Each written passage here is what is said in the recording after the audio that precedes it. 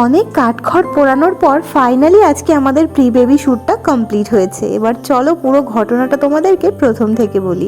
1 মাস ধরে আমরা ওয়েট করে আছি প্রি বেবি শ্যুট করার জন্য, আর গত 2 দিন ধরে এত বৃষ্টি নেমেছে যে ডেট ঠিক করেও আমরা কিছুতেই শ্যুটে বেরোতে পারছিলাম না। আজকেও যে বেরোতে পারবো সেটাও কথা ছিল না, এত বৃষ্টি হচ্ছিল।